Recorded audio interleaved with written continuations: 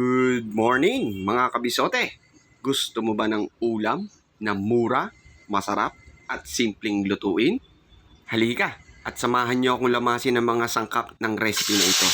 Simulan natin sa pagprito ng mga tilapia.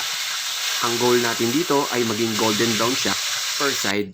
Tapos, sa same pan, mag-isa tayo ng mga aromatic. Simulan natin sa bawang, luya at sibuyas. Palabasin natin yung aroma niyang mga yan, mga kabisote.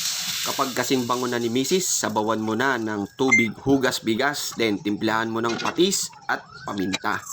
Takpan at pakuluin.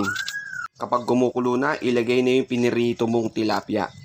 And then pakuluan mo ng 3 to 5 minutes para lumabas yung natural na lasa ng isda. After 5 minutes, ilagay mo na yung repolyo at onion leeks. Kapag nakukulangan ka sa lasa, pwede kang magdagdag ng patis at paminta pa. Gusto ko kasi dito sa pesang